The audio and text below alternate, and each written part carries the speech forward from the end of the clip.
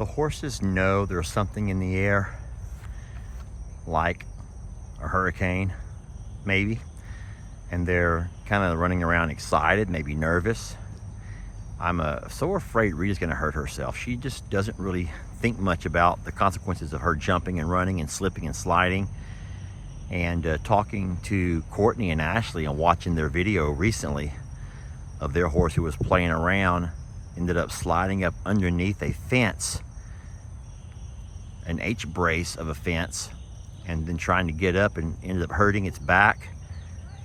Terrifies me to know what could happen if these guys are just being silly. They're just playing, y'all. They're just playing. No one's really being mean to each other.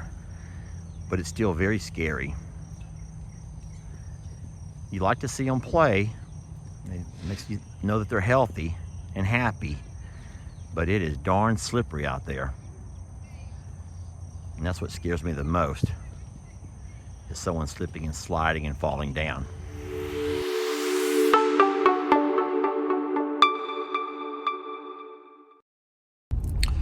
Well, hey folks, Lester here, and we are continuing our video on hurricane and flood preparedness. Hurricane Beryl is storming across the Gulf of Mexico, headed this way. And it's not barrel like a barrel that Tex would push around. It's Beryl. Beryl. Now, it's pronounced differently all across this country, but it's spelled B-E-R-Y-L. So, Beryl. Beryl. Not barrel. Anywho's, thank you all for joining us today. What we're going to do is drive over and have a look at our bulls and make sure that they are... What the... Guys, what in the world? I hope that whenever y'all hear the expression bull in a china shop, you will remember stuff just like this. This is what my bulls do when I'm not here. And this is terrifying. I love them, y'all. I do. I love them so much. But this is not cool. Waylon, I think, is worse. All right, now I'm about to get my feet very wet. I think that this is more of Waylon than it is Tex. Now, there's water everywhere. I don't think it's rained that much here today. So I'm concerned with how much of that is leaking. Okay, one thing is for sure. I cannot do this in my tennis shoes. Let me go get some boots on. And we'll be back to talk about the JL Ranch Hurricane Beryl that's headed this way. And we will figure out what to do here. All right, so one of my biggest worries about this property here is the fact that we have some female cows who are about to drop calves. And my worry is what if they drop them in a location that is prone to flooding with, from flash flooding. You guys know that almost happened with, who was it? With Jolene. Jolene dropped Prince Willie Joe in a spot that would have flooded. And so luckily I was here that night. I found her, I moved her and Willie Joe out of the way. And by the next morning, that entire area was inundated with several feet of water. That would have killed Willie Joe. Now, Jolene would have been able to make it to safety, but that would have really messed up Willie Joe. This is not good. I don't like this water standing in this area. And this is not from the pipe. I've discovered that this is not from the pipe. This is, in fact, from the rain that we already got in here this morning. So what I'm going to do, why would they do this? Why would Waylon just have some need to flip things over, toss things around? Ay, ay, ay. All right, so what I'm going to do is drain both of these big troughs. I'm going to set them over here under the overhang so any runoff water from the rain can come down and keep filling these things up for me to kind of help me along. I'll put one on each end. And I'll tell you what I don't like. When I first built these, they were nice and straight, but look at what the weight has done over the course of a couple of weeks. It has pushed that 2x6 way down where it sags right there in the middle. This one over here is not as bad, but it is there. And so I don't like that at all. I'm gonna have to come back with a second 2x6 and I'll put it here. Well, you can't put it on the inside. It's gonna require a post. It's gonna require me put a post, jack that post up and put it on a block and just hope the bulls don't knock it down. And we'll do that on each side. But this one over here is really sagging. I'm a little bit let down at because that's a 16-foot piece of timber, and we've run plenty of loafing sheds with 16-foot timber, and this is a very lightweight metal, so I'm baffled of how it could have sagged so much. I think this is kiln dried, K-I-L-N, kiln dried, which should be one of the most solid types of wood. It's better than pressure treated. It's a lot better than just having it green. But I'll tell you what, it is not very strong, and I'm let down at this. And I've only noticed it just now. One of the good things about putting the water trough here on the back side, the low side of the loafing shed, is that we're gonna get a lot of rain. We're gonna get several inches of rain. And a lot of that runoff rain can come down and drip right into their water troughs. I'm gonna take off the automatic water filters, the float valves, and have to do this by water hose for a while. I'm just so nervous about what Waylon's gonna do. He's already torn up my water line several times, and I just do not wanna see him do anything that's gonna end up, well, tearing up my water lines, wasting more water. And then secondly, think about this over here for a minute.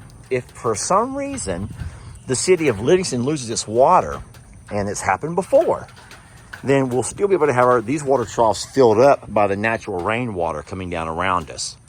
So during these hurricanes, during any tropical storm or even a major storm system, you can get water knocked out. And so when the water goes down, then you're in a pickle. We don't have a natural water source in this pasture. And so we can just use the rain we're gonna get for the next couple of days and keep these things nice and full, even if we lose our city water.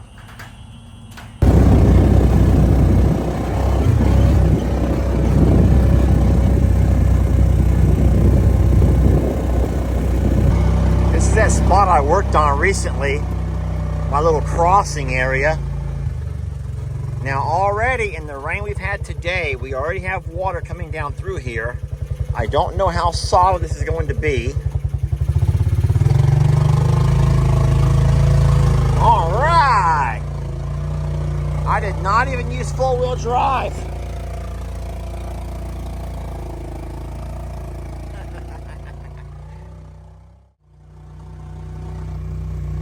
Hello. Hi to hello to you all. Hi to hello. Hi to hello there, Marilyn. Hey, Pearl. Hey, JoJo. All right, so let me tell you my fear with the cows over here. Sweetie, Patsy, do you mind? If for some reason one of these cows should come over on this side and have their calf, it's nice and dry over here. But the problem is at some point when the mama gets that calf onto its legs and they start walking back, they're gonna go up and try to join the rest of the herd. And if this creek is in fact swollen, mom might be able to cross it, but that baby can't. And that is one of my worries. That's one of my big worries. So I really do wish I had a way to keep all the moms over on this side of the creek. But guys, you can't. You can't. I don't have a place to pin them up. I can't take all four of them and put them in the tiny lot with no shelter through a hurricane. So we're going to be forced to kind of keep a really close eye on them. Girls, I don't do it. No, we're not doing that right now. I'm not doing that right now. I'm not doing that right now. I'm not doing that right now.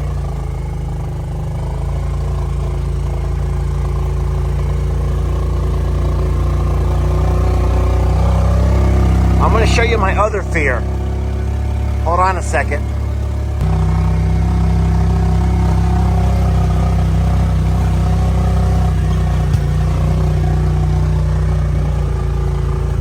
All right, another one of my worries is that one of those cows wants to have her calf, and they walk over here and they try to go to this low corner spot. We've seen our cows lay up in this low corner plenty of times. And I think it's kind of a secluded area, probably the most secluded on the entire property. And if the cows go back into that corner and have that calf, we have seen water come across this entire flat. It comes out of the creek and it goes across the entire flat. And that too would be, Mom would be able to walk out of there fine, but that calf would not be able to. I do not want to lose a calf by something like that. So I'm going to have to be on my toes, be very vigilant. As of right now, we've gotten some rain. The water's coming down through here, but it's nothing to worry about right now. But it's when you get those 4 or 5 inch rains where that water comes gushing down through here and begins to overflow the small dry creek area. That's when you have problems. So what I think I'm going to do, since I cannot contain the cows into any other pasture, you're probably saying, Lester, put the cows who are going to calf up front with the horses. Can't do that because of Rita. I worry about what Rita would do to a calf. So I'm going to not do that. I'm just going to come back over here later tonight when we start getting the first heavy rains from the hurricane, and I'll make sure all the cows, especially those moms who are due, put them up around the barn area and keep an eye on them. Once we have water in these creeks that are, then the cows will not cross back through to go over. I don't think. They'll go ahead and have their calf up around the front, the top of the hill somewhere. At least we can only hope for that. So it's a dilemma, but this is by far one of my bigger worries right now. If Jolene had not done what she did when she had her calf, and you all remember that story, y'all. She had Prince Willie Joe in that little flat, that low-lying area, and we saved him, but it was just by the grace of God that I came over that night late and checked. And we picked up Willie Joe, and by the next day there was, well, you already know, I already talked about this, there were feet of water in that location. So we're going to do it right. I'm going to be back over here tonight. I guess Jamie and I will divide and conquer like we've done before, and I'll be over here to keep an eye on all of the horses and the cows. That's what I'll do.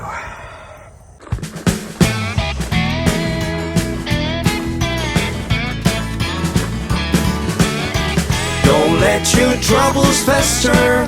Come watch Longhorn Lester. Yeah, something like that.